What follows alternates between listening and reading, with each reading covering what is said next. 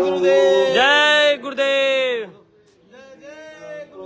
जय जय गुरुदेव जय गुरुदेव जय जय गुरुदेव। महाराज आएंगे, चौथा यज्ञ कराएंगे,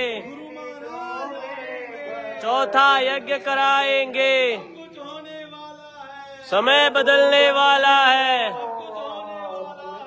समय बदलने वाला है। जय गुरुदेव जय जय गुरुदेव जय जय गुरुदेव जय गुरुदेव। प्रभु का जय गुरुदेव जय गुरुदेव।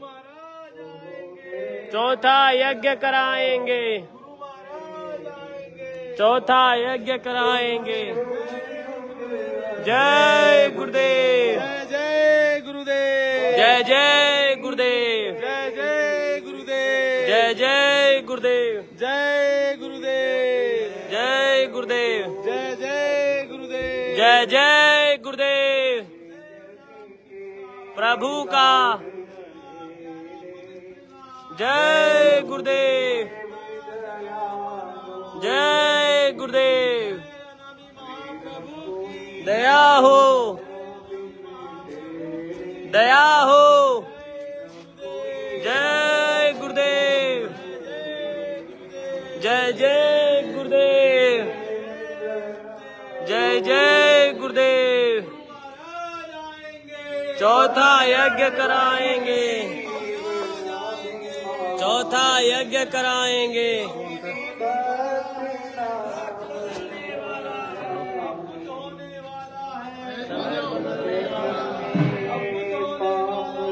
समय बदलने वाला है।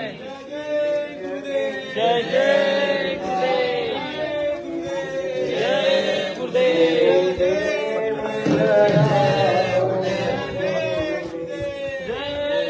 थोड़ा साइड हो जाओ, साइड हो जाओ।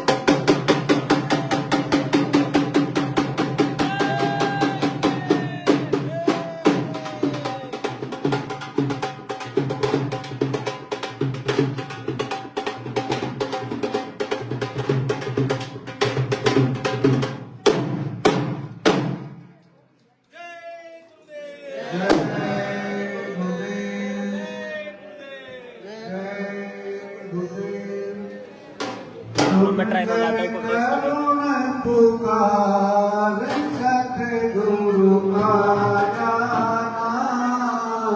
सुनकर करुण पुकार सतगुरु आजा करो जन जन का उद्धार सतगुरु आजा करो जन जन का उद्धार सतगुरु आजा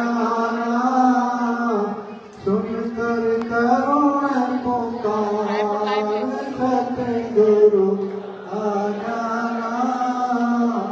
भटक रहा हूँ मारा भटक रहा हूँ मारा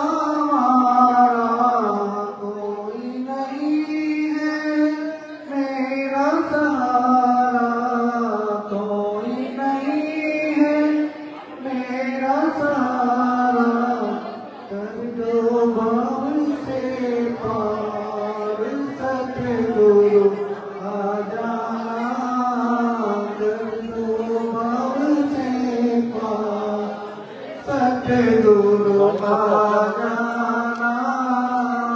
सुनकर पीछे लगाते आ जाओ कुमार सतगुरु आजा बीच भागी में हंसी है नैया बीच भागी में हंसी है नैया कोई नहीं है पागल नैया कोई नहीं है पागल नैया नैया है मजनूर सतगुरु आजा नैया है मजनूर सतगुरु आजा मेरी सुन कर करुण पुकार सतगुरु आजा मेरी सुन कर करुण पुकार सतगुरु आजा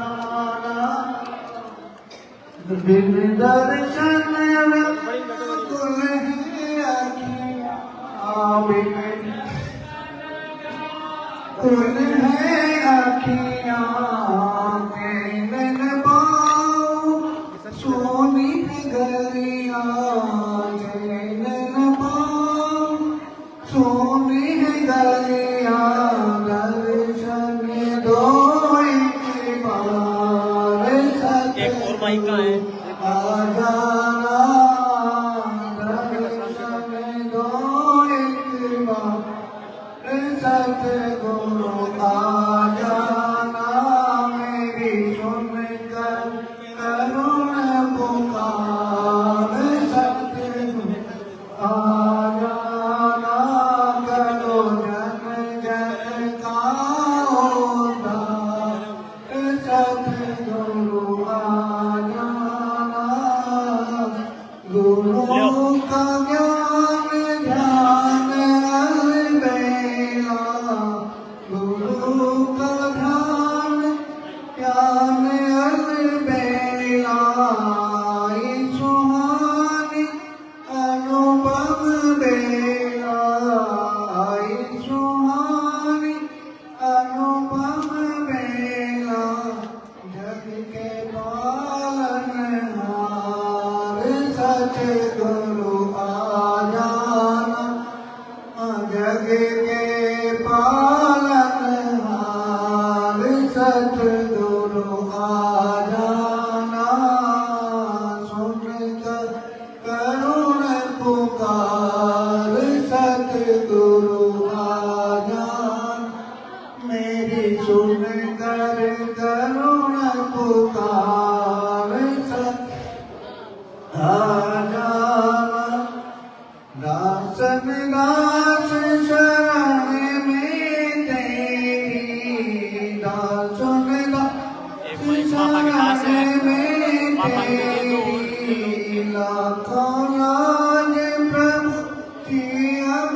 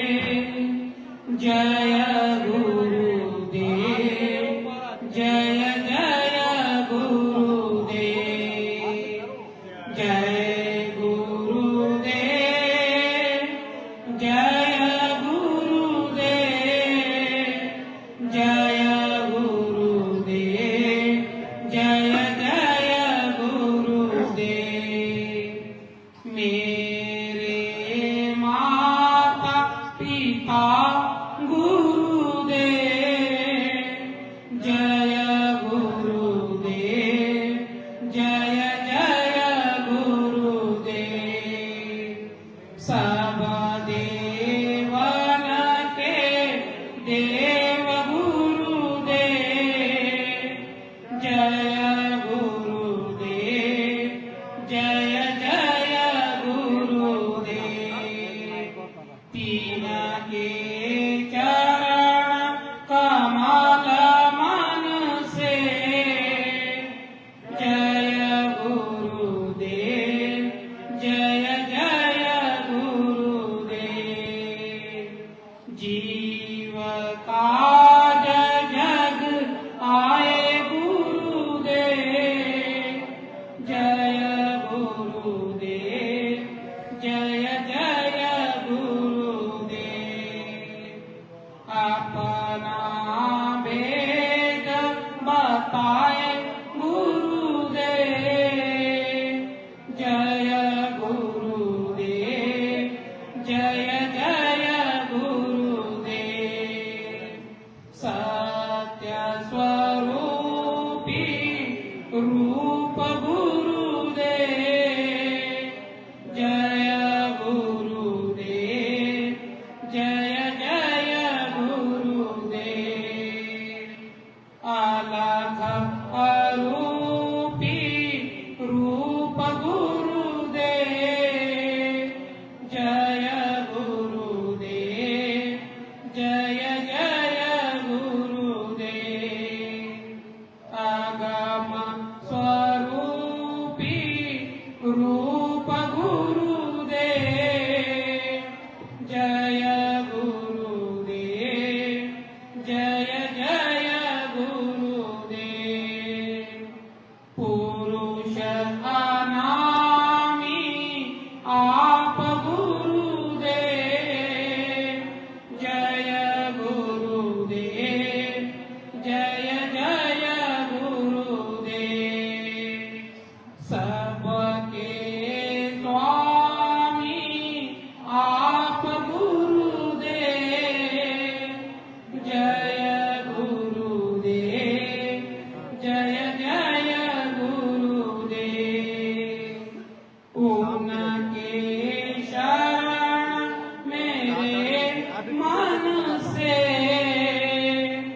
जय गुरुदेव जय जय गुरुदेव जय गुरुदेव मेरे स्वामी गुरुदेव जय गुरुदेव जय जय गुरुदेव जय गुरुदेव मेरे बाबा गुरुदेव जय गुरुदेव जय जय गुरुदेव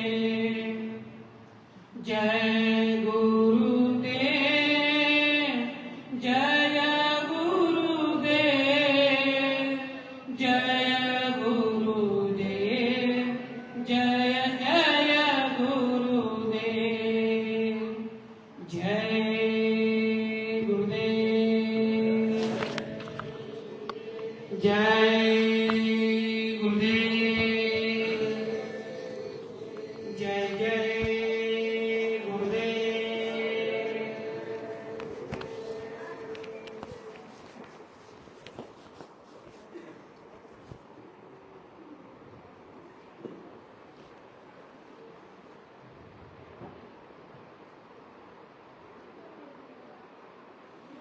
जय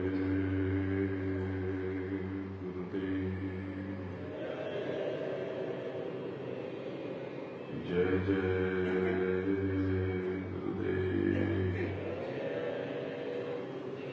जय गुरुदेव नाम किसका?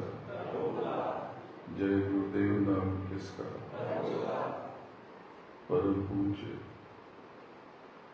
गुरु महाराज के चरणों में बारंबार नमन करता हूं और आप सबके आज्ञा चक्र पर बैठी आपकी सूरत, आपकी रूह, आपकी आत्मा जो इस जीव से बन करके जीवात्मा है, इसको प्रणाम करता है। ये भी आपने प्रार्थना की, प्रेमियों ने, जय गुरुदेव, जय गुरुदेव, जय गुरुदेव, जय जय गुरुदेव। ये जय गुरुदेव नाम तो प्रभु का, पर ये जय जय गुरुदेव ये कहां से आया? इसका औचित्य क्या है? ये कोई नया नाम शुरू हो गया?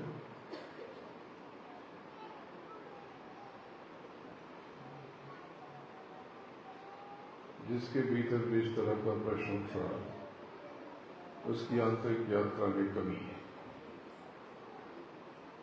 पहले गुरु महाराज ने जीवों को पार लगाया और नाम का दान दिया, प्रभु की प्राप्ति का रास्ता बताया। वो राधा स्वामी की डोर में पिरोगे। राधा स्वामी भी उस परम पिता का नाम है जिसने ये संसार रचा है। फिर गुरु महाराज ने ये बताया कि जय गुरुदेव नाम भी उसी प्रभु का है जिसको हक कहते हैं इस्लाम में, सिख जिसको अकाल पुरख कहते हैं, हिंदू इनको पूर्ण ब्रह्म कहते हैं, इन्हीं को सत्य कहते हैं, सार कहते हैं, इन्हीं को राधे श्याम और सीताराम कहते हैं, सियाराम कहते हैं। इन्हीं का नाम जय गुरुदेव है। और गुरु महाराज ने जय गुरुदेव नाम को इस कलयुग में जगा दिया और आपको बता दिया कि जब आप जय गुरुदेव नाम को करोगे, आप प्रभु को अपने करीब पाओगे। लेकिन उसी समय मालिक ने इस प्रार्थना में ये प्रार्थना शुरू कराई, जिसको अमूमन तो संगत, भारत भर की संगत है, विश्व भर की संगत है, अपने सत्संग में अंत में गाती है। इसको हमने आरंभ में विशेष प्रयोजन के लिए प्रेमियों ने सुनाया। मालिक ने ये प्रार्थना आरंभ कराई और इसमें सब कुछ छुपा भी दिया और जाहिर भी कर दिया। जय गुरुदेव उस मालिक का नाम। जय गुरुदेव, जय गुरुदेव, जय गुरुदेव और जय जय गुरुदेव। जय जय गुरुदेव में जय है और जय गुरुदेव है। तो जय गुरुदेव तो पूरा एक शब्द उस मालिक का नाम। अब वो जय से बना, जैसे बना, गु से बना, रू से बना, दे से बना, व से बना, या जय से बना, गुरु से बना, देव से बना, लेकिन नाम है वो जय गुरुदेव, एक नाम। जब आप अपनी जय लगाते हो तो ये प्रणाम होता है। जब आप किसी को प्रणाम करते हो तो उसे जय जय करते हो। आज भी आप बच्चों को कहते हो कि चलो जय जय कर दो, यानी प्रणाम करो, नमस्कार करो। जय जय गुरुदेव में लगाने से ये हो जाता है कि जय गुरुदेव नाम प्रभु का और जय जय गुरुदेव यानी हे प्रभु तुझे प्रणाम है, तेरे चरणों में नमन है, तुझे बारंबार प्रणाम, तुझे लाखों प्रणाम। आप चाहो तो जय जय गुरुदेव कहो या आप कहो कि तुझे लाखों प्रणाम। जैसे आप नाम लेते हो उसका, सिया राम या श्री राम या राम जी, तो ये राम जी, श्री राम, सिया राम तो उसका नाम हुआ। लेकिन जब आप जय लगाते हो तो इसका अर्थ होता है जय सिया राम, यानी हे सिया राम तुझे प्रणाम। जय श्री कृष्ण यानी श्री कृष्ण तुझे प्रणाम। जय राम जी की यानी राम जी तुम्हें प्रणाम। तो जय जय गुरुदेव का मतलब है कि हे मालिक तेरे चरणों में कोटि कोटि प्रणाम। जब आपने जय गुरुदेव नाम लिया तो आपने प्रभु को याद किया और जब आपने जय जय गुरुदेव कहा तो उस प्रभु को याद करके उसके चरणों में शीश नवाया। बात बिल्कुल साफ है, तो भ्रमित मत होना, क्योंकि मालिक ने विशेष रूप से ये भांप लिया कि आने वाला समय बहुत कठिन है, और उन्होंने देख लिया कि आने वाला कालखंड बहुत पीड़ादायक है। इसलिए उन्होंने मुझसे कहा कि कहलवाया कि सारे प्रेमियों को, जगत को, संसार को पता हो जाए कि आगे समय कैसा आ रहा। तो मैं तो बहुत बरस से, बहुत समय से और बहुत महीनों से, और विशेष रूप से कई महीनों से, 4-5 महीनों से डंका बजाया जा रहा ये मार्च के बाद का समय बहुत विचित्र आने वाला। लेकिन ये मार्च तो छोड़ दो, जो संकेत दिए वो सब तो ये 2025 का साल लगते लगते अब तक उसमें से बहुत सारी चीजें पूरी हो चुकी हैं। लेकिन इतना ही नहीं, आगे आने वाला समय बहुत कठिन है। तो मालिक ने 2 फरवरी सन 2025 को मुझे आदेश दिया कि इन प्रेमियों को रास्ता दिखा दो, इनको प्रभु प्राप्ति का मार्ग बता दो और जय जय गुरुदेव नाम जाहिर कर दो, और बता दो कि जब कभी भी आप मुसीबत में पड़ो, संकट में पड़ो, परेशानी में पड़ो, हैरानी में पड़ो, दुख में पड़ो, पीड़ा हो जाए, कोई भी अप्रिय घटना हो जाए, तो अंतर में तत्काल तत्क्षण जय जय गुरुदेव को पढ़ना शुरू कर दो। जय गुरुदेव, जय जय गुरुदेव। जब आप जय गुरुदेव करोगे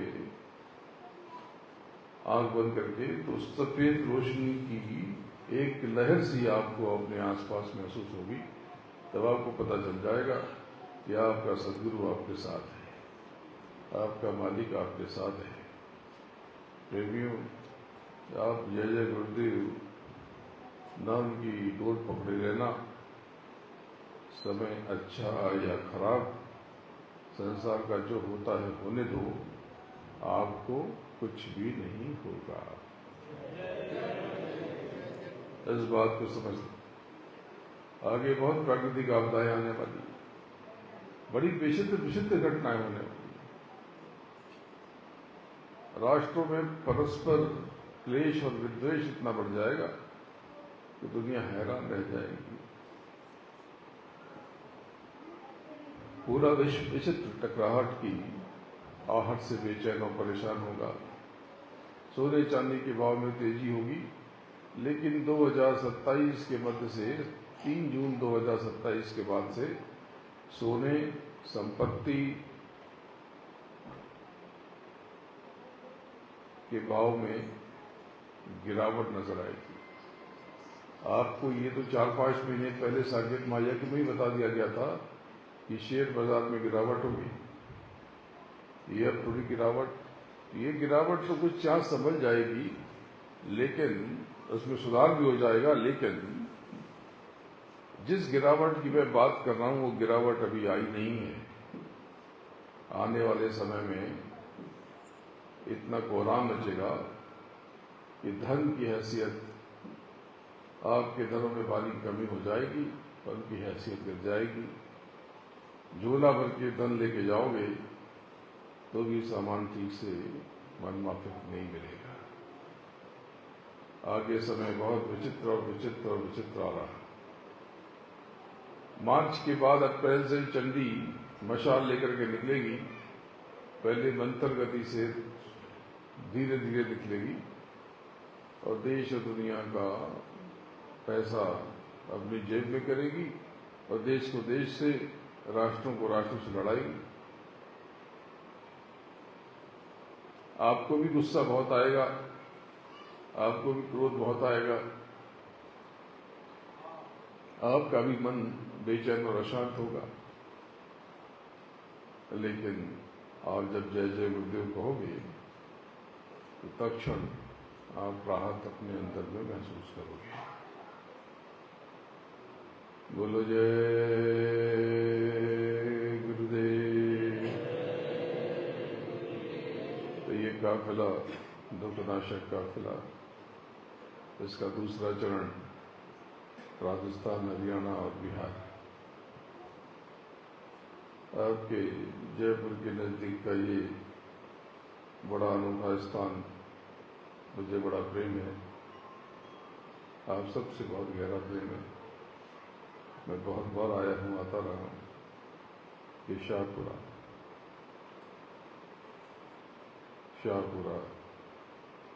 ये शाहों का पुरा है। यहाँ के लोग हृदय के शहंशाह, लेकिन असली शहंशाह आप तब तक न बनोगे जब तक नाम की कमाई न करोगे, क्योंकि ये पूरी कायनात नाम से यानी शब्द से टिकी हुई। अगर वो नाम बंद हो जाए, वो शब्द का प्रभाव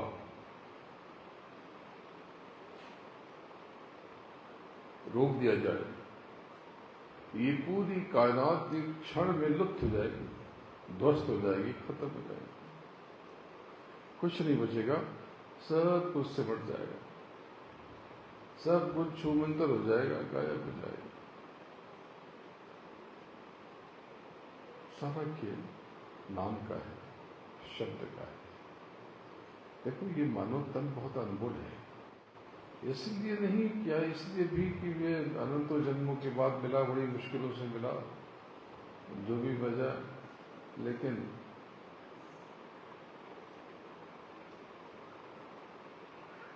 इसलिए भी कि आप जो सोचोगे वो हो जाएगा, जो चाहोगे वो कर लोगे, क्योंकि आपकी रूह, आपकी सूरत, आपकी आत्मा उस परम चेतना का, प्रभु का अंश है।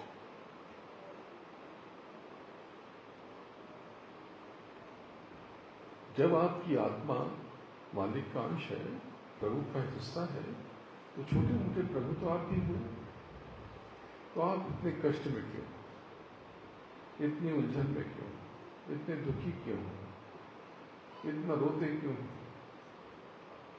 सिर्फ इसलिए कि आपने स्वयं को नहीं जाना। स्वयं को नहीं जाना, इसलिए आपने गुरु को भी नहीं पहचाना।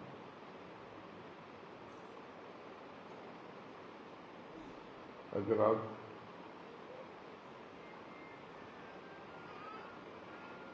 अपने आप को जान जाते और सदगुरु को पहचान जाते, तो आपका जीवन क्षण में बदल जाता है, पल में बदल जाता है। तो एक बात समझ लो कि आपका जीवन रोज मिट रहा, रोज आप मृत्यु की तरफ जा रहे हैं। ये सांसों की पूंजी रहते ही आप अपना असली काम कर लो। लेकिन आप कहते हो कि हम बहुत परेशान हैं, काम धंधा नहीं चलता, कमाई कम हो गई, दुख तकलीफ मुसीबतें बहुत ज्यादा हैं। तो प्रेमियों, इसके लिए मैं आपको एक युक्ति सिखा देता हूं। देखो, पहली बात समझ लो कि मैं गुरु नहीं हूं, मैं तो अपने गुरु के, सदगुरु के चरणों की रज हूं। तो बात खत्म हो जाती है, न कोई संदेह बाकी रहता है, न कोई सवाल बचता है। लेकिन अगर मैं कोई छूं या नहीं हूं, आप जानोगे कैसे? आपको तो अपनी परख स्वयं की नहीं। जब आपको अपनी परख की नहीं है, तो कुछ भी परखो कैसे? विचार करो। सीधा सा, जब आप स्वयं को जान जाओगे, अपने आप को पहचान जाओगे, तब आप सदगुरु को, प्रभु को जान लोगे। जब आप मालिक को जान लोगे, प्रभु को जान लोगे, तो मेरा जो भी परिचय है आपको अपने आप हो जाएगा। ये जो आप दुख भोग रहे हैं, कष्ट भोग रहे हैं, ये तो आपके कर्मों से पैदा हुआ है, ये रोज के कारनामों से पैदा हुआ है, आपके उल्टे और सीधे विचारों से पैदा हुआ है। तो चलो युक्ति सिखा देता हूं। आज के बाद कभी मत कहना कि मैं बहुत परेशान हूं। न मन में ये विचार रखना कि बहुत दुख है, क्योंकि सच्ची बात यह कि आप में से अधिकतर लोगों को दुख जैसी कोई चीज है ही नहीं। ये दुख का आभास है। आप बोलोगे नहीं कष्ट है,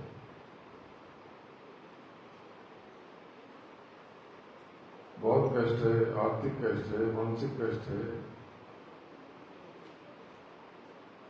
दुनिया भर की जगह बहुत दुखी है। तो ये दुखी आप क्यों हो? यहां अपने कर्मों से। आपकी काया के कर्म शायद ठीक होंगे थोड़े बहुत, लेकिन आप वाणी से, विचारों से, अपने आचरण से, नियत से, मंशा से बहुत सारे रोज भीतर काम करते हैं। ये जो आप ऊंची आवाज से बात करते हो, आप अपनी आपत्ति दर्ज कराते हो, अपनी शिकायत लिखवाते हो, इससे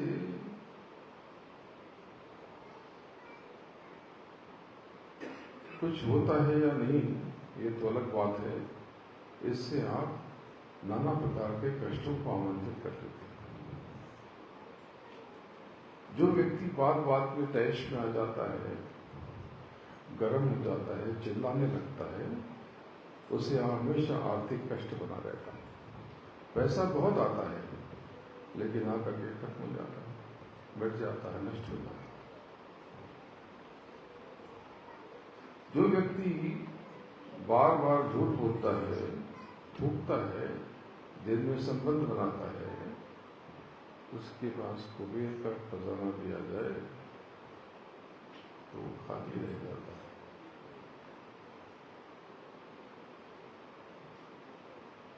वो खत्म हो जाता है।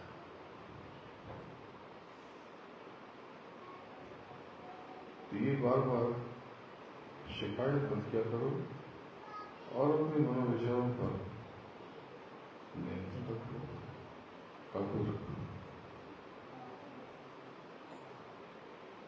बहुत गहरा नियंत्रण।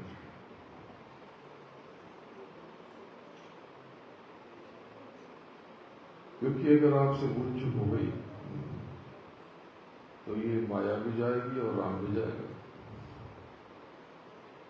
यानी ना आपको दुनिया की वस्तु मिल सकेगी, न नाम की कमाई हो सकेगी।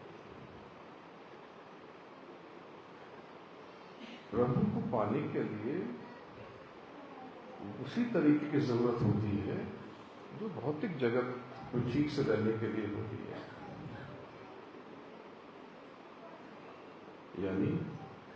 यानी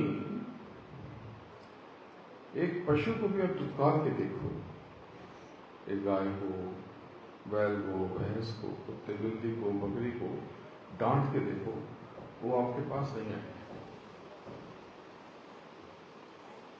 यानी उनको भी दुख होता है आपके आचरण से।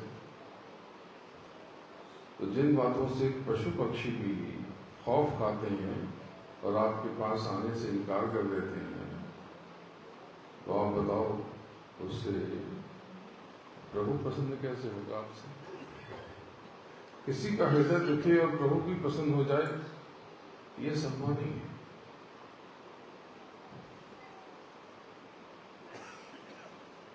ये पॉसिबल नहीं है।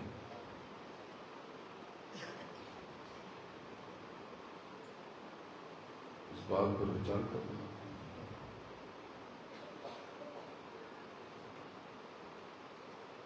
तो आज से आप अपने आचरण पर नियंत्रण करें, अपने मनोभाव पर काबू पा लो।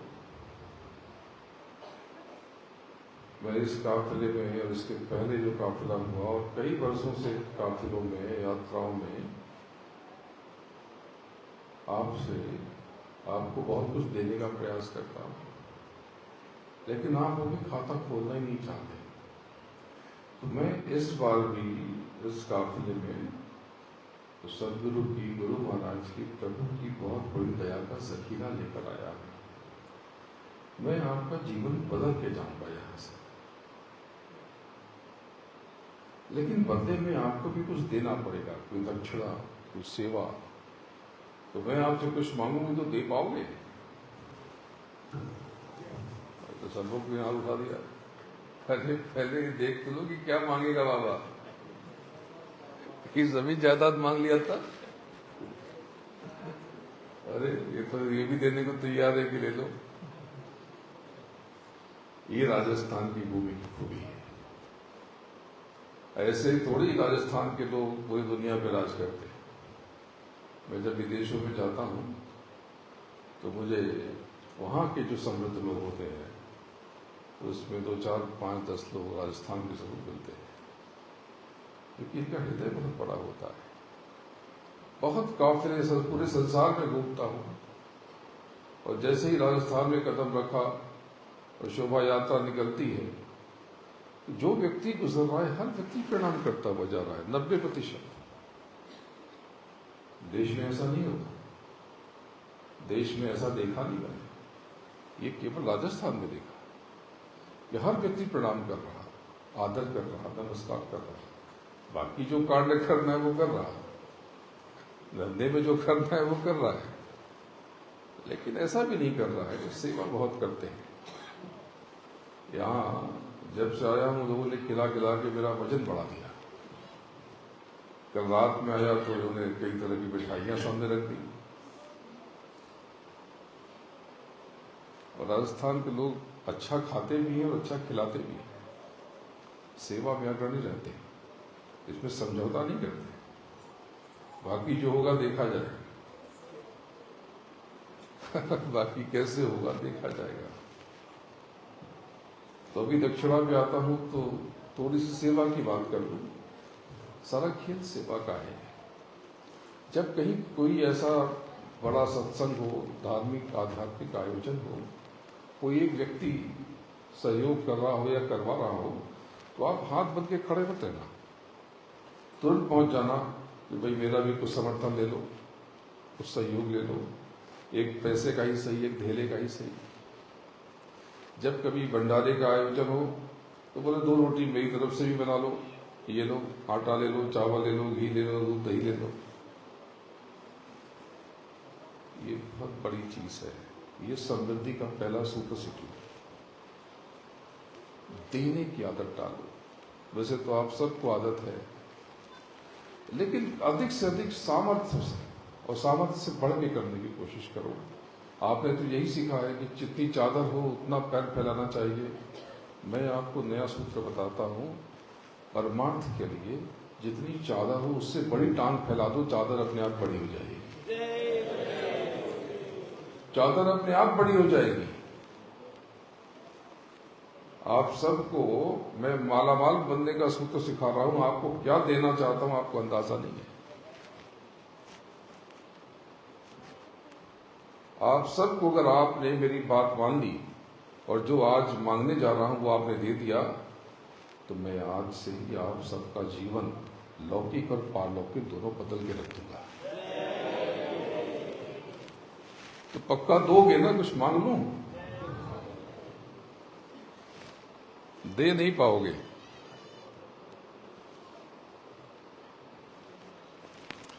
चलो अब दे ही दो, दिखा दो कि कितना बड़ा दिल है शाहपुरा वालों का और राजस्थान वालों का। आज इस झोली में आप एक एक करके आना और इस झोली में अपना क्रोध डाल देना। डाल सकोगे? अरे सबने हाथ उठा दिया। क्रोध, क्रोध, गुस्सा। मुझे आपसे दक्षिणा में गुस्सा चाहिए आपका। क्रोध दे सकोगे? आ गया तब।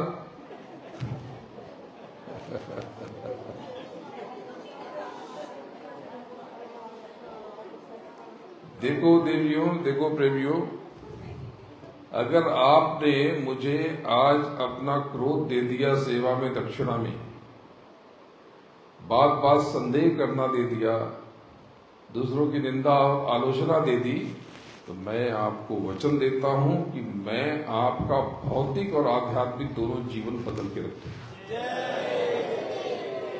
ये मेरा वचन है। और अगर मेरे वचन में एक भी कुछ कमी निकल जाए और आपका जीवन न बदले क्रोध छोड़ने के बाद भी, तो आप आगे शिकायत करना कि आपने गलत कहा है, पर ऐसा होगा नहीं। जब आपका क्रोध ही खत्म हो जाएगा, आपकी जुबान मीठी हो जाएगी, आप निंदा नहीं करोगे, आलोचना नहीं करोगे, सबके भीतर प्रभु के दर्शन करोगे, तो कितना प्रेम बढ़ जाएगा घर में, कितना माहौल कितना अद्भुत हो जाएगा। आप बच्चे को प्रणाम कर रहे हो, बच्चा गदगद होकर आपको प्रणाम कर रहा है, बोले पिताजी ये क्या कर रहे हो आप? पति देवियों को प्रणाम कर रहा है तो देवियां पैर छू लेंगी, अरे मालिक अब बस करो, अब जुल्म मत करो। कितना आदर, कितना प्रेम। और जहां सुमति वहां संपत्ति लाना।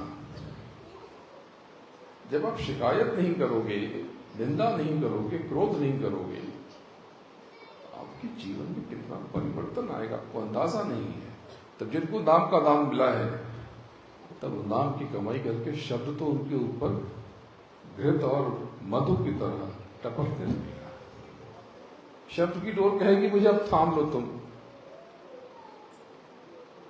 अब तुम मुझे थाम ही लो, बहुत हो गया। आपका जीवन सहज हो जाएगा, क्योंकि इससे एक तत्व निर्मूल हो जाएगा, अहंकार। जहां अहंकार दबा, बहुत सारी समस्या तो ऐसे ही खत्म हो गई। और अहंकार दबने से क्रोध और अहंकार दोनों खत्म हो गए। काम, क्रोध, लोभ, मोह, अहंकार, इनको जीतने के लिए शील, क्षमा, संतोष, विरह और विवेक बड़ा सहज है। मैं आप सबको जो चाहो वो बना दूं। मैं ऐसे नहीं कह रहा। जो लोग मुझसे जुड़े हैं वो बताते कि जुड़ने के 2-5 साल के बाद क्या उनके जीवन में परिवर्तन नहीं आया। कोई नहीं कह सकता। जो हृदय से जुड़ा है वो कहा कि स्थिति ठीक तो हुई है, लेकिन थोड़ा और। बस प्रेमियों, ये तो जगत है, किसी को पूरा नहीं पड़ता।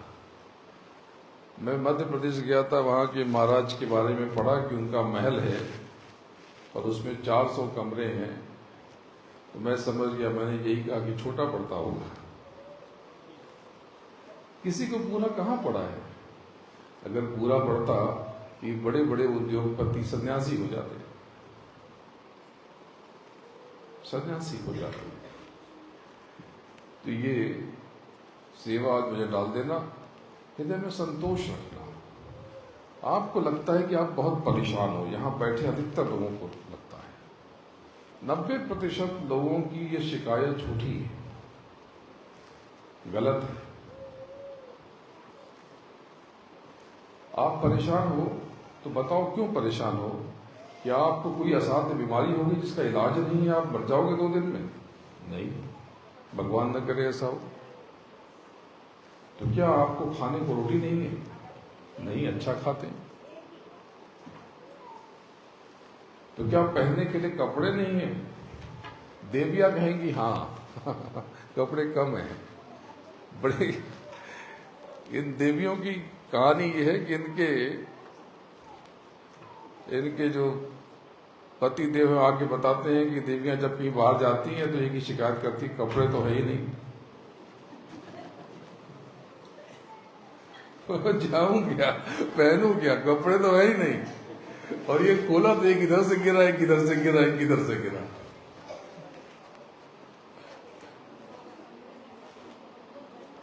जो चीज हमें मिल जाती है उसकी कीमत खत्म हो जाती है। अपने भीतर वो क्षमता पैदा करो, वो दिव्यता पैदा करो जो आपके भीतर है। आप सादे कपड़े पहने रहो और चेहरा आपका दमकता रहे। आपके वस्त्र पे नजर ही न जाए कि आपने क्या पहना है। लोग आपको ही देख करके मंत्रमुग्ध हो जाए। ये दिव्य प्रकाश, ये दिव्य आलोक आपके भीतर है। ये नाम की कमाई से आएगा, और नाम की कमाई शील, क्षमा, संतोष, विरह और विवेक से आसान हो जाएगी। कलयुग केवल नाम अधारा, सुमिर सुमिर नर उतर ही पारा। मैं आपको बहुत युक्ति सिखाऊंगा। भौतिक चाहिए तो भौतिक, और पारलौकिक चाहिए तो वो भी दे दूंगा, आध्यात्मिक भी दे दूंगा। मैं तो ये सारा खजाना बांटने आया। मैं आपको अभाव में, कष्ट में, पीड़ा में नहीं देख सकता, लेकिन ये कष्ट क्यों आया? ये आपके कर्मों से आया। आप असत्य भाषण छोड़ दो, यानी इसको साफ साफ कहते तो झूठ बोलना छोड़ दो, आपका जीवन बदल जाएगा। आप कहोगे व्यापार करते हैं, काम धंधा करते हैं तो झूठ बोलना पड़ता है। झूठ बोलने से बड़े बड़े व्यापारी दिवालिया हो जाते हैं। दिवाला क्यों पिट जाता है? क्योंकि झूठ बोलने की आदत। बोले धंधे में तो बोलना पड़ता है। अरे धंधे में कैसे बोलना पड़ता है? अभी ये छड़ी लेने आया, पूछा कितने की? बोले 40,000 की है। बोले 40,000 की? इतनी महंगी है ये? तो कहेगा जी ये तो मुझे 39,500 में आती, मैंने केवल 500 रुपया रखा है। नफा नहीं है बहुत, ये मत समझो कि बहुत नफा है। अब उसने झूठ बोला है, क्योंकि उसको ये घर में तो 8,000 रुपए की पड़ी, चीज बढ़िया बन गई, इसलिए वो 40 में बेच रहा। क्या जरूरत थी कहने के कि 39,500 में आई है? इतना पत्ता खोलने की जरूरत क्या है? एक बात तय खोल के क्यों बताते? बताओगे तो फंस जाओगे। इसकी जगह पे अगर वो एक कह देता कि जी ये बहुत ऊंची चीज है, इसमें ऊपर ये चांदी लगी है, ये पॉलिश बहुत विशेष है, इस पर ये जो नक्काशी है ये बहुत कम लोग करते हैं, ये हमारी कला है, इसकी कीमत यही है, आपको कहीं और सस्ती मिलती तो वहां से ले लीजिए, बात करते। अब उसको पसंद है तो लेगा, झक मार के लेगा। और जब आप साफ साफ बात करोगे तो आपके चेहरे पे चमक होगी। जब झूठ बोलोगे तो चेहरा चोरों की तरह मुरझा जाएगा। जब आप कहोगे कि 39,500 की हमको पड़ी है, तो आप देखो आपका चेहरा थोड़ा झुक जाएगा, उसका तेवर कलेवर कम हो जाएगा। सच बोलने वाले का चेहरा दमकता है, चमकता है। ये जरा सी चीज आपके जीवन की दशा दिशा बदल सकती है। तो मैं बहुत कुछ आपको आज सिखाऊंगा, बताऊंगा। पोड़िया देना।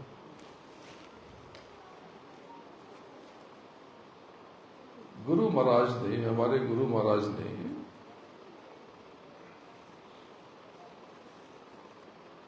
बताया कि कलयुग में कलयुग जाएगा और कलयुग में सत्ययुग आएगा।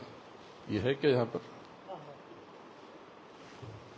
इसके लिए गुरु महाराज ने 3 बहुत दिव्य यज्ञ किए। ऐसे यज्ञ तो कलयुग में हुए ही नहीं। 3 महायज्ञ किए और उन्होंने कहा कि मैं चौथे यज्ञ से सत्ययुग की अगवानी की घोषणा करूंगा। तो प्रेमियों, ये बात अटल सत्य है। और उन्होंने कहा कि सत्ययुग की अगवानी के पहले, सत्ययुग के आगमन के पहले बहुत बड़ा कोहराम मचेगा और बहुत बड़ा सफाया हो जाएगा, बहुत बड़ा सफाया हो जाएगा। तो प्रेमियों, अब वो समय नजदीक है।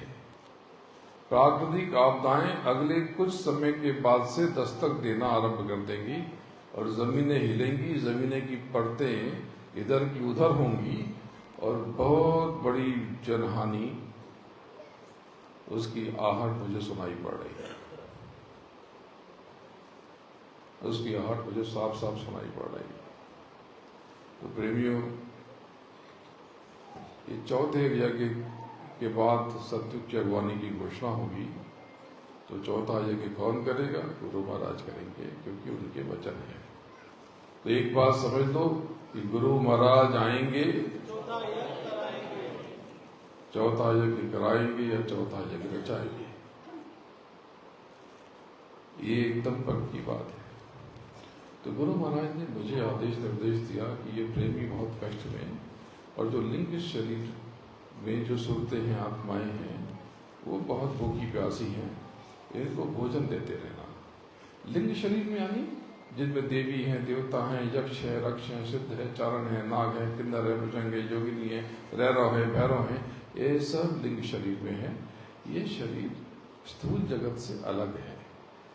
लिंग शरीर ये नूरी संसार है, ये पारदर्शी संसार है। देवी देवता इनके देह का तत्व अलग है। ये 17 तत्वों के देह में रहते हैं, जो सतोगुण, रजोगुण, तमोगुण और मन, बुद्धि, चित्त और अहंकार, और 5 ज्ञानेंद्रियां, 5 कर्मेंद्रियों से बना है। इनका भोजन ये लड्डू, पेड़े, फल, मेवा नहीं है कि जो आप चढ़ाते हो गणेश जी को मोदक या किसी को कुछ, किसी को कुछ, ये खाते ही नहीं है। अगर इसमें कोई सुगंध है, महक है, तो जरूर उसको वो ग्रहण करते हैं, लेकिन ये स्थूल पदार्थ को ये नहीं खाते, ये महक खाते हैं, सुगंध खाते हैं। यानी जो आप यज्ञ हवन में अगर आप लड्डू पेड़ डाल दोगे तो वो उसकी महक वो खाएंगे। लक्ष्मी धान का लावा नहीं खाती, लेकिन अगर उसकी आहुति दे दोगे तो वो उन तक पहुंचती है।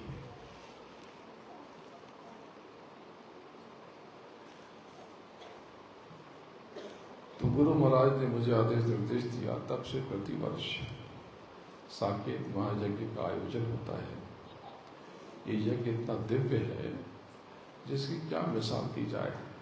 बड़ी बड़ी शक्तियां उतरती हैं और भोजन करती हैं, और मैं सत्य की अगवानी के लिए और आपके कष्टों के निवारण के लिए 10 दिन तक आपके सामने स्वयं बैठता हूं, आपके कल्याण के लिए, एक विशेष दवा बनाने के लिए। ये दवा जो यहाँ पर उपलब्ध है, ये बड़ी विशेष दवा है।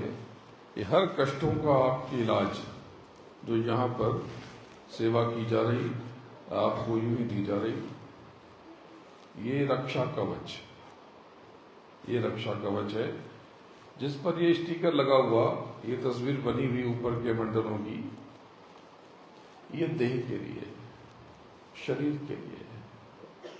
जब कभी आपकी तबीयत बिगड़ जाए, रात को 2 बजे तबीयत खराब हो जाए, इलाज या दवा न मिले, डॉक्टर उस समय उपलब्ध न हो, लगे कि अब जान निकल जाएगी, तब तत्काल आप सर पे लगा दो। अगर तुरंत, अगर 2, 4, 5 मिनट में राहत न मिले, भले इंतजार कर लो, और राहत न मिले तो इसको स्पर्श करा के अंदर, थैली के बाहर से नहीं, ऊपर से नहीं, अंदर से, जिससे कुछ कण आपकी उंगली में चिपक जाए, और जीभ पे स्पर्श करा दो और गर्म पानी पिला दो, जिससे इसके कुछ कण, ये जो भस्म है, ये जो औषधि है, ये जो दवा है, विभूति है, इस विभूति के कुछ कण आपके रक्त वाहिनियों में दौड़ जाए। ये देख के समझ लो प्रेमी, ये यहाँ पर उपलब्ध है, ये अभी दे देंगे। ये आपकी देह के लिए है। या कभी किसी मुसीबत में पड़ जाओ, झगड़ा हो जाए, तो तुरंत कोई बड़ा या कोई समझदार व्यक्ति ये पुड़िया निकाले और सबको, जितने लोग बैठे, सबके सर पे लगा दे, हल्का हल्का चुपचाप। या बच्चों को सिखा दो तो बच्चे ही लगा देंगे, बच्ची लगा देंगे। या कोई कानूनी मसला आ जाए या कोई परेशानी में पड़ जाओ, आप किसी से कह न सको, तुरंत इस विभूति को लगाओ, अंतर में प्रार्थना करो और विश्वास जताओ कि मैं इस परेशानी से बाहर निकल जाऊंगा या निकल जाऊंगी। तो जब तक कोई रास्ता नहीं निकलता, तब तक ये आपकी परेशानी हल्की पड़ जाएगी। आप उस समय, उस क्षण के लिए आप इसमें से बाहर आ जाओगे। जब तक आपको दवा या डॉक्टर या इलाज नहीं मिल जाता, तब तक आपकी रक्षा हो जाएगी। ये बहुत बड़ी चमत्कारिक विभूति आपको यहाँ पर दी जाएगी। इसको संभाल के हीरे की तरह रखना, रोज लगाने की जरूरत नहीं है। जब कभी समस्या आ जाए या किसी जरूरी काम से जाओ, बच्चे इम्तिहान में जाएं या कोई और आवश्यक काम से जाओ, तब इसको लगा के जाना। दूसरी विभूति जिस पर कुछ भी नहीं लिखा, इसको ले लो, खोल करके थोड़ी सी चीनी में, पाव किलो, आधा किलो, 1 किलो चीनी में अच्छे से मिला लो। अगर थोड़ी कम विभूति उसमें रखी हुई है तो थोड़ा कम चीनी में मिलाओ, और ज़्यादा विभूति भरी हुई है तो 1 किलो चीनी में मिला लो मज़े में। और रोज घर की सफाई के बाद हर कोने में 1-1 दाना इस विभूति को डाल दो। अब आप देखोगे कि बहुत सारे रोग, बहुत सारी समस्याएं, बहुत सारे दोष, बहुत सारे झगड़े, किसी के घर अगर ऊपरी बाधा है राहत मिल जाएगी, घर में कलह कलेश होती है राहत मिल जाएगी, लड़ाई झगड़ा होता है राहत मिल जाएगी, वास्तु दोष है, पितृ दोष है, या किसी भी प्रकार का दोष है, या किसी की अकाल मृत्यु हुई है, राहत मिल जाएगी। अगर बरकत नहीं है राहत मिल जाएगी। तो बरकत के लिए ये करना, ये विभूति सुबह डालना और रात को 8 बजे पूरे घर में धूप कर देना, सुगंध कर देना, घर पे और अपने कारोबार की जगह पे, दोनों पे रात को 8 बजे। लेकिन मान लो दुकान, फैक्ट्री, कल कारखाने से आप जल्दी निकल जाते हो तो निकलने के पहले कर देना, निकलने के पहले कर देना। बहुत से लोग 7 बजे निकल जाते हैं तो निकलने के 5 मिनट पहले कर देना। लेकिन समय 8 बजे का है। लेकिन कभी घर में झगड़ा हो जाए, बहुत जोरदार झगड़ा हो जाए, लगे कि अब ये संभल नहीं रहा, या बरकत कम हो जाए, कमाई अचानक से कम हो जाए। ऐसा नहीं कि कमाई कम है, नहीं, अगर महीने में 100 रुपए की कमाई होती है और वो घट के 40 पर आ जाए, इसको कम होना कहते हैं। 100 का कभी 90-95 हो जाए, इसको कम होना नहीं कहते। तो कभी 125 भी हो जाएगी। लोभ मत करना, लोभ मत करना। तब क्या करना, कपूर लेना और उस पर, कपूर के ऊपर विषम संख्या में 3, 5, 7 जैसे भी आप ठीक समझो, जैसे आपकी श्रद्धा, लौंग रख करके दिन में 2 बार, एक उजाले में, एक अंधेरे में, यानी एक सूर्य के रहते और एक सूर्य के डूबने के बाद। गौर से समझ लो। पूरे घर में या दुकान में, दफ्तर में, काम करने की जगह पे, कल कारखाने, फैक्ट्री, खेत खलिहान, इसमें दिखा देना। जलता हुआ मत छोड़ना, जब बुझ जाए तभी हटना वहां से, ये ध्यान रखना, क्योंकि आने वाला जो समय है उसमें आग भी बहुत लगने वाली है। देखो, मैंने बहुत पहले कहा था, 6 महीने पहले, और याकी में भी कहा था, देखो अमेरिका में, कैलिफोर्निया में कितनी बड़ी आग लगी, अब तक जल रहा, अब तक जल रहा। तो इस बात का ध्यान रखना। तो घर में पूरे कपूर का धुआं दिखा देना, तो इससे आपके घर में कलह कलेश कम हो जाए। ये क्या है, टोटका है, टोना है, जादू है? नहीं, ये विज्ञान है। जैसे घर में कपड़े में कपड़ा धुलते वक्त तो फिर साबुन डाल देते हो, तो साबुन कपड़े के मैल के साथ मिल करके हट जाता है। बालों में आप शैम्पू लगाते हो तो जो गंदगी है बालों की, वो शैम्पू में लिपट जाती है, और धुल देते हो तो बाल साफ हो जाते हैं। चेहरे पे साबुन लगाते हो तो जो पसीना या धूल मिट्टी चढ़ी है वो साबुन से साफ हो जाती है। ऐसी बहुत सी कालिक होती है जो नजर नहीं आती, जो आपके क्रोध से निकली है, आपके जलन से निकली है, द्वेष से निकली, ईर्ष्या से निकली, या दूसरों की जलन से निकली। अब परिवार और समाज है तो सगे संबंधी तो आएंगे और आके देखेंगे आपका घर अरे बड़ा सुंदर है। अब उनका घर अगर अच्छा नहीं है तो उनको भूख तो उठेगी ना, कष्ट तो होगा ही कि अरे देखो, एक ही तरह से एक ही जगह पर रहते थे, आज इन्होंने तरक्की कर ली। ये स्वाभाविक है, ये सबको होता है। ऐसा नहीं कि किसी एक को, सबको ये कष्ट होता है। तो जरा समझ के लेना, इस पे कोई प्रतिक्रिया करने की जरूरत नहीं। कहते वो तो बहुत जलती है, अरे उसका उपाय कर लो। तो वो कालिक जो निकल गई, उसका उपाय ये है कि जब कपूर आपने जलाया तो कपूर, ये जो अदृश्य कालिक है या नकारात्मक ऊर्जा, इसको सोख लेती है। इसलिए हमारे हिंदू धर्म में कपूर का बहुत महत्व है। जब पूजा आरती करते हैं आखिर में तो कहते भी कर्पूर गौरम करुणा होता संसार सारम बुझ गया। ये तो प्राचीन काल से चला आ रहा है। ये किसका प्रयोजन क्या था? इसका प्रयोजन ये कि हमने तो घर में पूजा पाठ कर लिया, लेकिन गंदगी है, ये गंदगी साफ हो जाए। जो हमारे वासनाओं से, कामनाओं से, क्रोध से, जलन से, ईर्ष्या से, चिलन चलनी से ये जो प्रकट हुई निकली है, ये गंदगी साफ हो जाए। तो ये कपूर से ये गंदगी साफ हो जाए। और तो लौंग जलाने का क्या मतलब है? जब आपके दांत में दर्द होता है तो घरेलू उपचार ये है कि आप लौंग रखते हो मुंह में तो दर्द कम हो जाता है। इलाज नहीं है, जब तक दवा नहीं मिलती है तब तक का इलाज है, तब तक ये कम हो जाता है। क्यों? क्योंकि ये लौंग नसों के तनाव को हल्का कर देता है। विज्ञान की भाषा में कहते हैं कि ये लोकल एनेस्थीसिया है।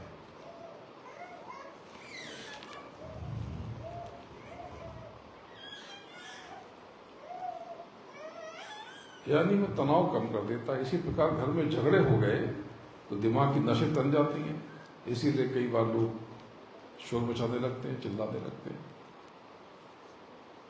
तो ये जो तनाव हो गया नसों में, दिमाग में,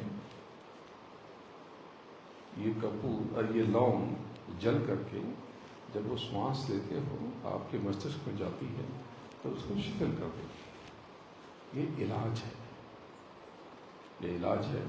जब ये विभूति डाल दोगे और कपूर और लौंग जला करके आप पूरे घर में दिखा दोगे तो इससे घर में लोगों का दिमाग शांत हो जाएगा, घर में तनाव कम होंगे, और जो किसी कारण से बरकत रुक गई है, कम हो गई, तो बरकत फिर से बहाल हो जाएगी। लेकिन अगर घर के झगड़े, सुख शांति फिर भी उतनी ना लौटे, या घर में घर के पुरुषों का या घर के लड़कों को कष्ट हो, परेशानी हो, तरक्की न हो, उनको लेके अशांति हो या दुर्घटना होती हो, तो क्या करना?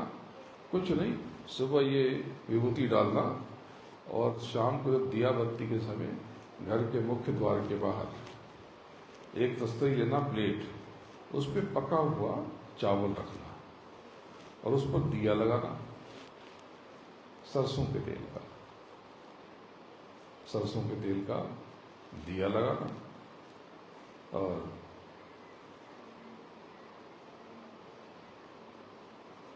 घर के बाहर बाईं तरफ, घर से बाहर निकल के दरवाजे के बाईं तरफ जला देना। अब इससे घर में आपके शांति हो जाएगी। तो तनाव के जो कारक है उसको ये भात यानी पका हुआ चावल और ये सरसों का तेल, सरसों बहुत कमाल की औषधि है। सरसों के तेल से मालिश करो तो बहुत सी खुजली खत्म हो जाती है। सरसों का तेल खाने वाले की प्रतिरोधक क्षमता बढ़ जाती है। जिसको बहुत खांसी आती हो, जो जिसको दमे की समस्या हो, दमा, इसको अंग्रेजी में अस्थमा या अजमा कहते हैं, तो उसमें भी सरसों बड़ा कमाल का है। जिसको बहुत पुरानी खांसी हो, अंदर कफ बलगम निकलता हो, तो वो सरसों ले ले, 1 चम्मच सरसों का तेल और 1 चम्मच गुड़ ले ले, उसको बढ़िया से उसको घोट ले और दिन में 2 बार चाट ले, पुरानी से पुरानी खांसी निकल जाएगी, और साथ में विभूति भी चाट ले। एक और करिश्मा बताता हूं इसका। जिन बच्चियों की शादी की उम्र निकली जा रही और किसी न किसी कारण से रिश्ता नहीं बन पाता, तो देवियां, बच्चियां जो चेहरे पर जो कुछ भी लगाती हैं, ओपटन कह लो या चेहरे पे फेस पैक कह लो, उसमें 1 चुटकी डालते हैं और उसमें हल्दी जरूर डालें, हल्दी 1 चुटकी, और ये 1 चुटकी डाल दें। ये नियमित रूप से करना शुरू करें। जहां पर भी बात चलेगी, बातें सकारात्मक हो जाएंगी और मालिक की दया हो जाएगी तो बात बन जाएगी। जिसको त्वचा की समस्या हो, त्वचा के रोग हो, खुजली हो, तो नीम के तेल में ये विभूति ये वाली इस पे कुछ लिखा नहीं है वो लगा लें।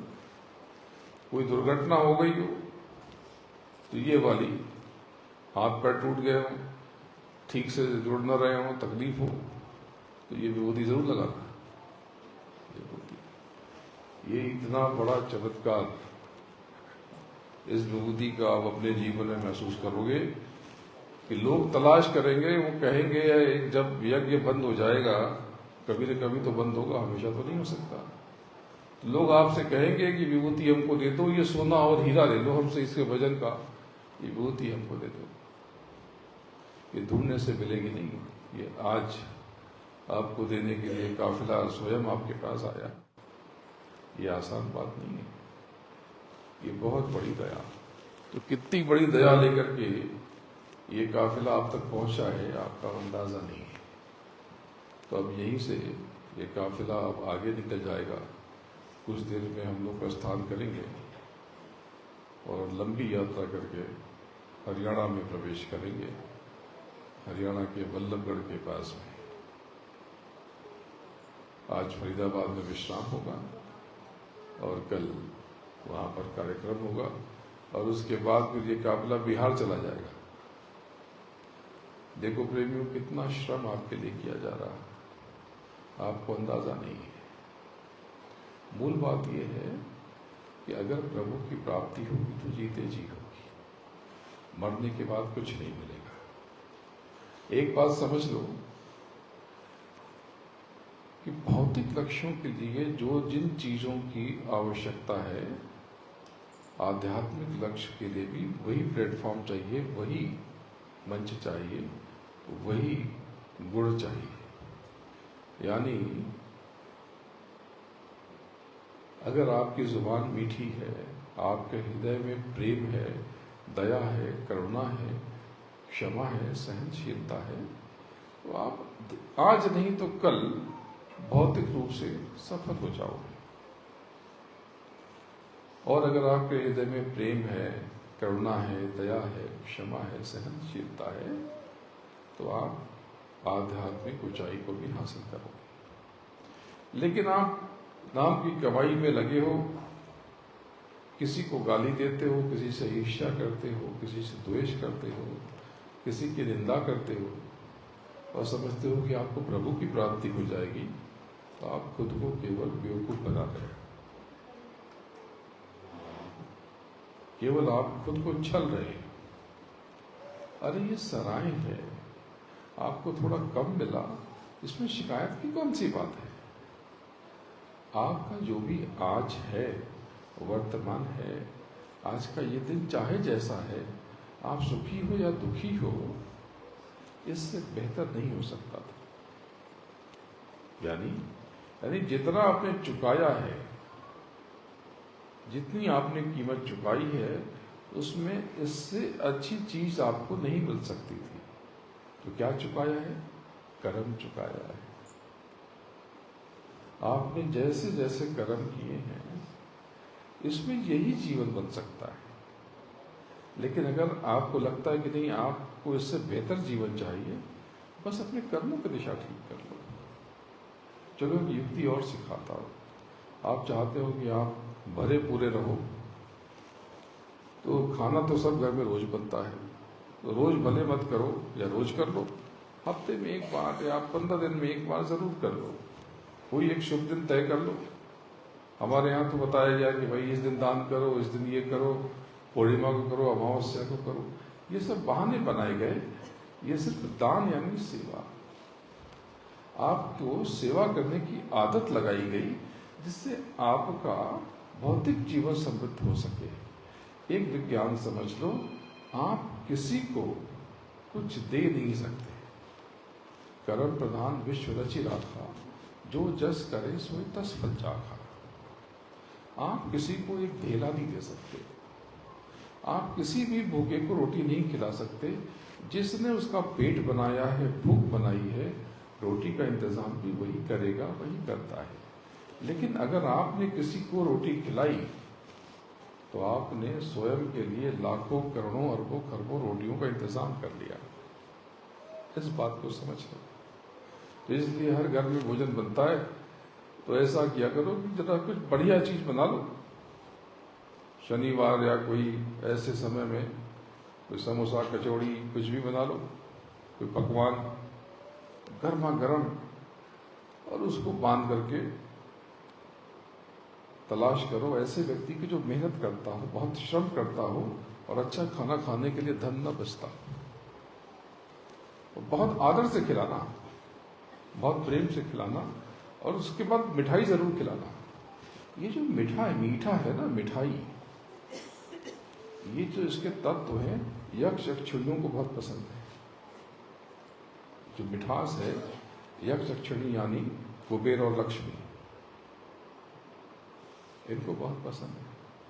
अगर आप बड़ा धन चाहते हो, बड़ा पद चाहते हो, तो आप यथासंभव कोई भी कार्यक्रम हो, भंडारा हो या कोई ऐसा कोई पूजा हो, अपनी तरफ से कुछ न कुछ सहयोग कर दो कि ये मिठाई के लिए, ये इसके गुड़ ले आओ या चीनी ले आओ, या हमारी तरफ से खीर बांट दो, या हमारी तरफ से हलवा कर दो, ये हमारी तरफ से हो जाए। तो न उतना कर सको तो इतना बोलो कि जो भी मिठाई की सेवा है इसमें थोड़ी हमारी सेवा भी लिख लो। कभी भी कोई धार्मिक आयोजन हो, जेब बंद करके हाथ बांध के खड़े मत रहना, और सबसे छोटा नोट मत खोजना, जितना कर सको उतना करना।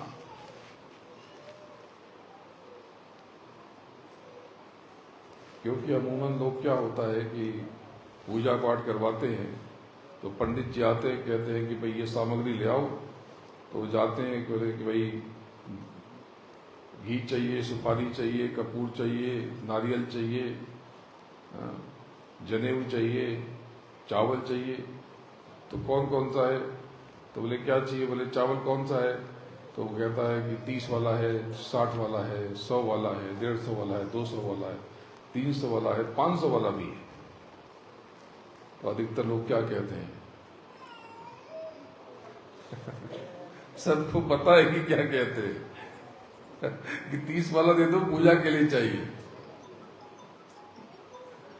ऊपर वो बैठा है, वो भी 30 वाला वापस करेगा आपको, और फिर शिकायत करते हो कि भगवान उसकी सुनता है, हमारी नहीं सुनता। अरे तुम ही ने बोया है 30 वाला। अरे तुम 30 वाला खाते हो, तुम कहते हमको 300 वाला दो, हमको पूजा के लिए चाहिए। तो सबसे अच्छा है वो दो, तो सबसे बेहतर हो, मुझे अपने सदगुरु के लिए चाहिए, अपने गुरु के लिए चाहिए, अपने प्रभु के लिए चाहिए, जो सबसे बेहतर हो, सबसे ऊंचा हो, वो दो। मैं 2 दिन खाना नहीं खाऊंगा, लेकिन मैं अपने प्रभु को तो सबसे उत्तम अर्पित करूंगा। वो बैठा है, वो हिसाब कर रहा। वो चित्रगुप्त जो बैठे हैं, आपके सब विचित्र विचित्र कारनामों के चित्र उनके पास रहते हैं। ये छोटे छोटे सूत्र हैं जो पता तो है आपको, पर आप भूल जाते हो। आप देखो कितने बड़े बन जाओगे, आपको अंदाजा भी नहीं है। आप जिनको कहते हो कि बड़े सेठ हैं, तो सेठ कैसे हैं? उनके घर जाओ, मैं जाता हूं। इसलिए नहीं कि वो सक्षम है और स्वागत करते, मैं उनको तब से जानता हूं जब वो कुछ नहीं थे, सक्षम तो आज हुए। ये उनकी इन आदतों ने सक्षम बनाया कि स्वागत हृदय खोल के करते हैं कि हम 2 दिन उपवास कर लेंगे, लेकिन हमारे घर पे कोई आया है, अतिथि आया है, संत महात्मा आए हैं, हम सबसे अच्छा करेंगे। मैं ऐसे बहुत परिवारों को जानता हूँ जो कुछ नहीं थे और आज बहुत बड़े हो गए, सिर्फ अपनी इन आदतों की वजह से हो गए। तो अपनी आदतों में शुमार करो छोटी छोटी चीजें। अरे आपके घर कौन से संत महात्मा रोज आते, अतिथि कहाँ रोज आते? 6-6 महीने में कभी कोई आएगा। आपने सबसे बेहतर सेवा की। एक बात और, कहीं कोई आयोजन हो रहा हो या अचानक से गर्मी बढ़ गई, सबके घर पानी है, यहाँ बैठे सभी ज्यादातर लोगों के पास फ्रिज है, बर्फ जमा दो, पानी बर्फ घोल दो, शक्कर घोल दो, नींबू डाल दो, शरबत बन गया। खड़े हो जाओ जग लेकर के। कोई गुजरे, बोले पिए शरबत पिएंगे? अरे वो गर्मी में जल रहा है, राजस्थान की भूमि पे जब आग निकलती है वो जल रहा है, एक एक बूंद के लिए वो तरस रहा है, आप उसे ठंडा शीतल सुगंधित जब शरबत पिलाओगे, वो क्या देगा? वो हृदय भर के दुआएं देगा, आशीर्वाद देगा। वो क्या खजाना आपने लूट लिया, आपको पता ही नहीं चला। ये छोटी छोटी चीजें, छोटी छोटी बातें, छोटी छोटी आदतें आपको बहुत बड़ा बना देगी। दूसरी चीज सीख लो, बड़े आदमी हो, बहुत रईस आदमी हो, बहुत पैसे वाला आदमी हो, बहुत बड़े पद वाला आदमी हो, उससे आप भले ही चाहे जैसे बात करो, लेकिन जो छोटा आदमी हो उसको बहुत आदर देके बात करना है।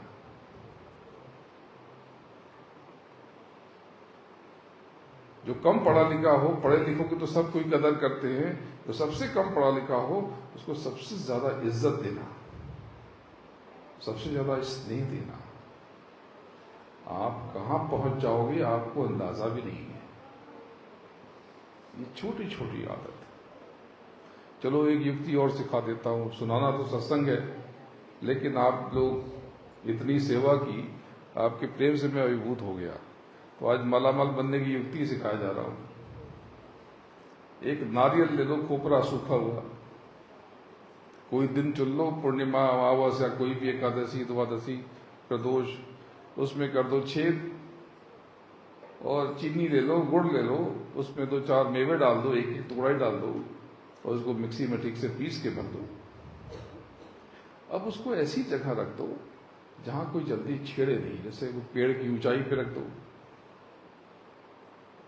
या ऐसी जगह फंसा के रख दो कि वहां कोई इंसान न छू पाए, कोई पशु न छू पाए, लेकिन छोटे छोटे कीड़े उसमें आकर के अपना भोजन कर ले। आप देखो कितनी जल्दी तरक्की करते हैं। छोटे छोटे कीड़े जिनकी आयु 2 दिन 5 दिन की है, आपने महीने भर का राशन रख दिया, यानी उनके कई जीवन का इंतजाम कर दिया। अब आप सोचो, आगे आने वाला जीवन अगर आपका रहा, तो ये लौट के जब आएगा तो कितना आएगा, आपको अंदाजा भी नहीं है। कर्मों को लेकर सचेत रहो। लेकिन चलो एक बात समझ दो, गहरी बात बताता हूं। अब यहां से आध्यात्मिक बात शुरू होती है कि कर्म प्रधान विश्व रचि राखा, जो जस करे सोई तस फल चाखा। तो आपके हर कर्म एक कर्ज है, पाप भी कर्जा है तो पुण्य भी कर्जा है, इसको भूलना पड़ेगा। जब तक इसको शून्य नहीं कर देते हो, आप जीवन मृत्यु के चक्र से निर्मुक्त नहीं हो सकते। तो प्रेमियों, एक बात समझ लो कि प्रभु की प्राप्ति होगी तो जीते जी होगी। अगर आपको भगवान मिलेगा तो जिंदा रहते हुए मिलेगा, मरने के बाद आपको कोई भगवान के दर्शन नहीं होने वाले। ये कहीं लिख लो, इस भूल में मत रहना कि वो भगवान के पास चले गए और मैं भी भगवान के पास जाने वाला हूं, जाने वाली हूं। कुछ नहीं, कहीं नहीं जाओगे, यहीं रह जाओगे। कर्मानुसार एक नई देह में भर जाओगे, इस देह से निकाले जाओगे, किसी दूसरी जेल में ठूक दिए जाओगे। ये देह जेल है, जेल सूरत की, जीवात्मा की, आत्मा की। आत्मा जब ये नीचे है तो ये जीव है, लेकिन जब सूक्ष्म संसार में है, शब्द स्पर्श रूप रस गंध मन बुद्धि चित्त और अहंकार की देह में, तो वहां पर आत्मा शिव है। और जब त्रिवेणी संगम पे पहुंचती है, 10th द्वार, 11 द्वार, 12 द्वार, वहां पर 10th द्वार और 11 द्वार पर आत्मा हंस है। 12 द्वार उसके ऊपर भी आत्मा हंस है, अगर वहीं बैठी हुई है तो। लेकिन 12 द्वार और वहां से ऊपर अगर आत्मा प्रभु की तरफ अग्रसर है, अपने मालिक की तरफ जाने के लिए तड़प रही है, बेचैन है, तो उस आत्मा को सिया कहते हैं, सिया। और वो अपने राम की तरफ जा रही है। तो ये सिया राम जो शब्द बना है, ये मंत्र बना है, ये नाम बना है, सिया राम। ये जो सीता जी थी उनके नाम पे नहीं बना, उनका नाम तो जानकी था। सिया शब्द तो बाद में दिया गया कि तो सिया राम की जोड़ी है। राम से पहले, राम अवतार से पहले भी राम की पूजा होती थी। राम अवतार ये तो यहाँ के ईश्वर, उन्होंने अवतार लिया और वो राम थे। लेकिन जो राम नाम है वो निरंकार है, निरंकार, जिनको पारब्रह्म परमेश्वर कहते हैं। ये पारब्रह्म जो 10वें द्वार के मालिक हैं, जिनका पूरा लोक चमकदार है, ऐसी सफेदी मुक्ता जैसी रोशनी, चारों तरफ मोती जैसे कण, ऐसे स्निग्ध, ऐसे पवित्र, ऐसे विलक्षण, चारों ओर मोती, रेत का एक कतरा भी मोती, और ये जमीन से लेकर के आसमान तक इतना बड़ा कण भी मोती। वो राम का रूप है। वहां पर इतना खिंचाव है, ऐसी लंबी लंबी तान जैसे कि सारंगी बज रही है, या जैसी खिंचती हुई एकदम धार जैसे कलेजे को फाड़ दे। और वहां पे एक धार उठती है राम और दूसरी उठती है राम। ये जो राम नाम शब्द आया, ये दरअसल वही राम सुन करके आया। इसीलिए कहा गया कि राम से पढ़ो राम को नाम। राम यानी ईश्वर, यानी काल पुरुष, और राम का नाम निरंकार यानी पारब्रह्म परमेश्वर। ईश्वर, ब्रह्म और माया, तत्पश्चात पारब्रह्म, और फिर महासमय यानी महाकाल। तो इसको बताने के लिए जो पुराने हैं उनको तो पता है, जो नए प्रेमी हैं उनको नहीं पता कि पहले कुछ भी नहीं था। न अंधेरा, न उजाला, न हाथी, न घोड़े, न जमीन, न आसमान, कुछ भी नहीं था। बस एक अनामी। अनामी यानी निराकार ब्रह्म, यानी अव्यक्त सत्ता। अनामी पुरुष की काया इतनी मनोहर और इतनी सुंदर, तो अभी कहा कि ये निराकार और काया। हाँ सुनो तो,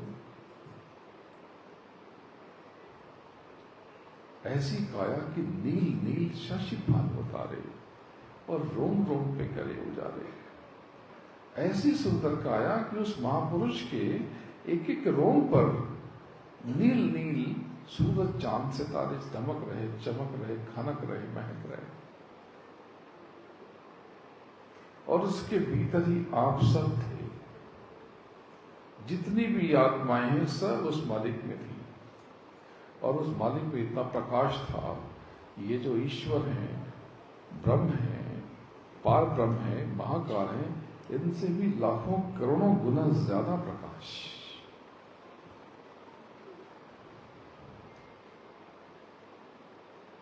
आपके भीतर था। आपको पता ही नहीं कि आप कौन हो। गलती आपकी नहीं है। जैसे एक बच्चा जो जन्म से बहरा होता है, वो बोल भी नहीं पाता। क्यों? क्योंकि उसको पता ही नहीं कि शब्द क्या होता है, आवाज क्या होती है, ध्वनि क्या होती है, वो जानता ही नहीं है। जब कोई भी बच्चा अंग अंग आ कर सकता है, इसका मतलब कि उसकी बोलने की शक्ति तो है। जो गूंगा होगा ऐसे करेगा, ध्वनि नहीं निकलेगी। इसका मतलब कि वो गूंगा है। 99% लोग गूंगे नहीं होते, जन्म से बहरे होते हैं। उनको पता ही नहीं कि शब्द क्या है। ऐसे ही आपको पता ही नहीं कि आप कौन हो। आप में इतना प्रकाश है, इतना दिव्य आलोक है, इतनी ताकत है कि आपको अंदाजा नहीं है। ये जो देवियां यहाँ पर बिंदी लगाती हैं, ये ध्यान की तकनीक है। हमारे यहाँ पुरुष भी तिलक लगाते थे। यहाँ पर पुरुषों ने तिलक नहीं लगाया, लेकिन तिलक लगाते थे। तिलक से क्या होता है? एक रोली कुमकुम जो लगाते हो या एक बिंदी लगाती हैं, अभी तो चिपका देती हैं, वो भी ठीक है, चलेगा। यहाँ पे पपड़ी जब बन जाती है तो बार बार ध्यान यही जाता है, यहां पर आज्ञा चक्र पर। ये आज्ञा चक्र है, यानी ये वो चक्र है, आप यहां पर पहुंच जाते हो तो आप आज्ञा देने के काबिल हो जाते हो। तो एक विधि आज से और शुरू कर दो जो आपको कर्मों के बारे में बताई। आज राजस्थान को शाहपुरा को मैं क्या दे रहा हूं आपको अंदाजा नहीं है। इस तरह के सत्संग में नहीं करता, थोड़ी सी बातें बताता हूं। इतना उपाय युक्तियां बहुत कम सिखाता हूं, बताता तो हूं पर बहुत कम, क्योंकि असली काम मेरा ये नहीं है कि आप अमीर बन जाओ, आप समृद्ध बन जाओ, लेकिन आपकी सेवा से बहुत प्रसन्न हूं। आपके पास आकर के भाव विफल हूं तो मैं तो आपको क्या दे सकता हूं आपको अंदाजा नहीं है। तो ये आज्ञा चक्र पर, यहां पर जब भी आपको वक्त मिले यहां पे दस्तक देने की आदत डालो। आंख बंद करो और यहीं पहुंच जाओ एक बिंदु पर, या वहां नहीं, सिर्फ एक बिंदु पर। जब आज्ञा चक्र आपका सक्रिय हो जाएगा तो आप वो बन जाओगे कि जो आज्ञा दो और आज्ञा उसकी पूरी हो जाए, यानी आप मालिक बन जाओगे। अभी तो आप गुलाम हो, इंद्रियों के गुलाम, मन बुद्धि चित्त अहंकार के गुलाम। उसको गुस्सा आया तो आप गर्म हो गए कि जला के भस्म कर दूंगा।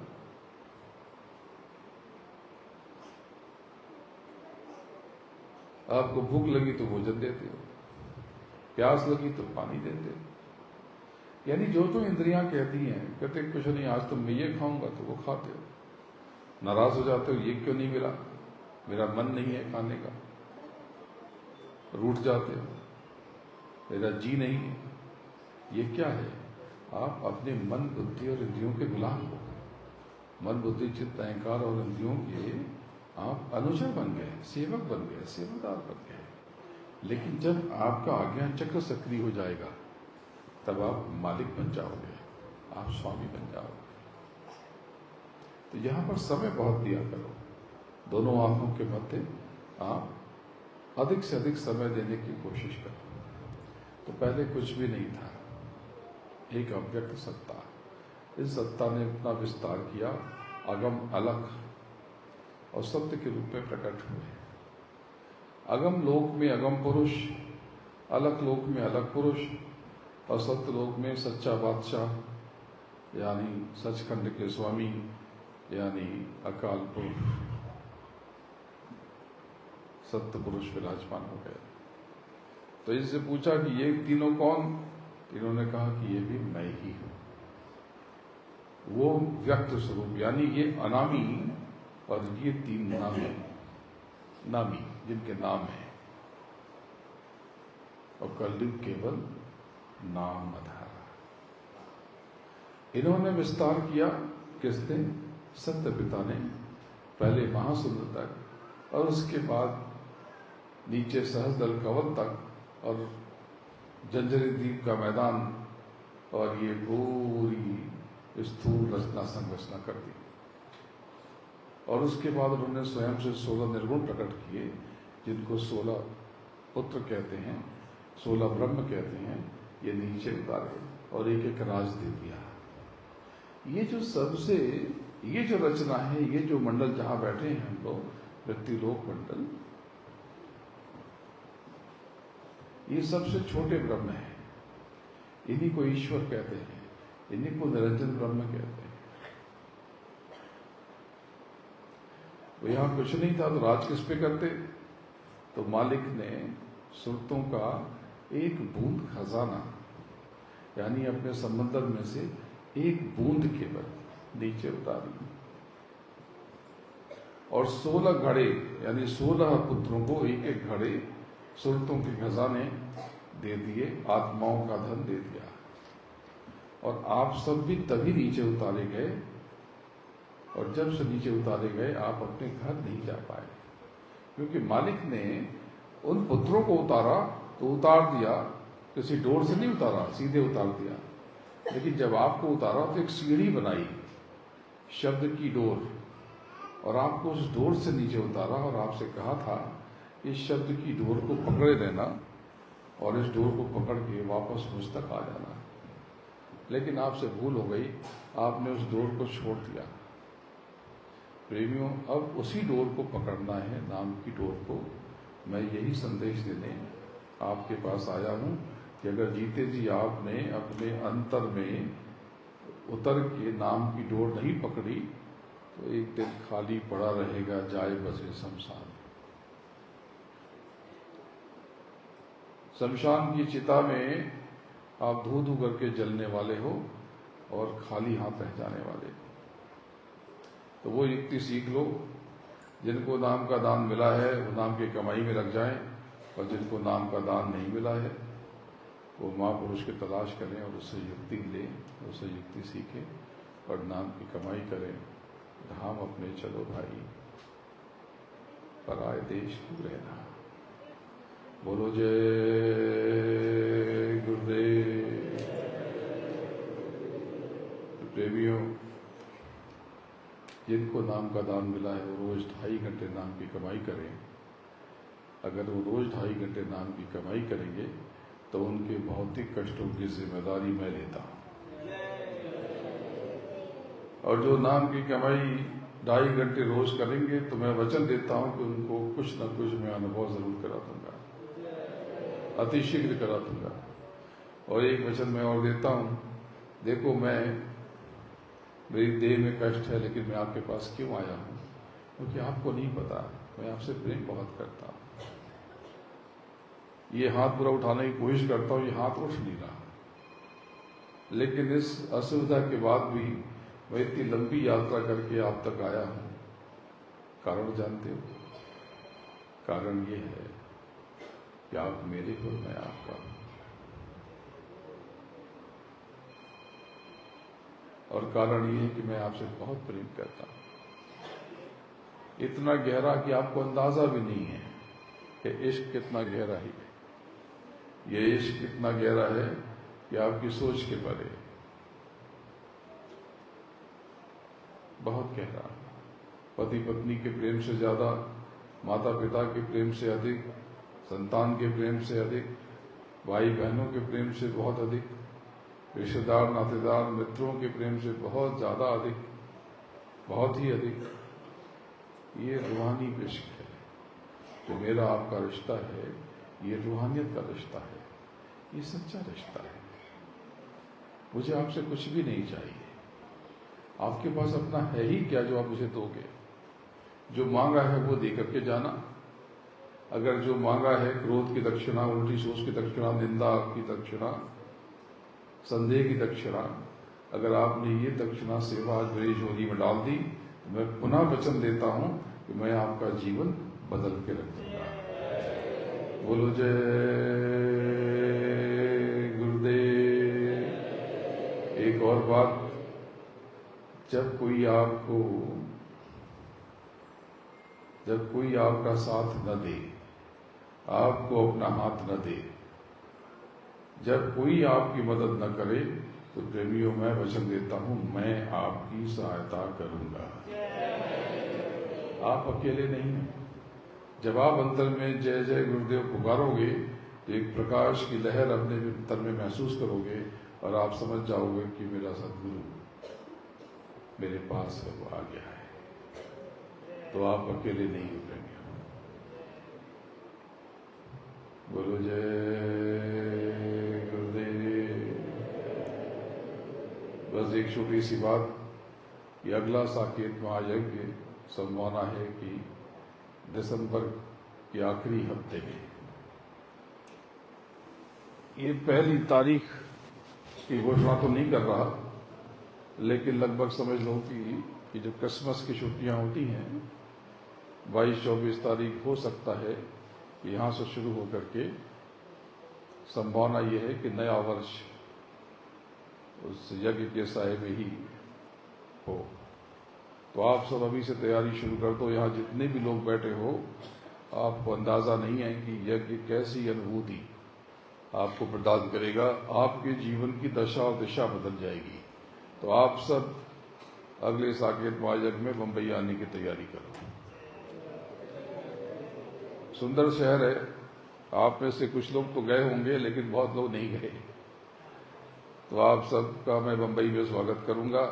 आपके रहने की, उत्तम भोजन की, प्रसाद की सारी व्यवस्था होगी वहां पर। तो आप सब अभी से तैयारी में लग जाओ। आप आकर के वहां अपने कर्मों की आहुति दो और अपने जीवन में चमत्कार को महसूस करो। मैं आपको वचन देता हूं कि आपका लौकिक और पारलौकिक, भौतिक और आध्यात्मिक दोनों जीवन बदल जाएगा। तो अभी से तैयारी में लग जाओ आप।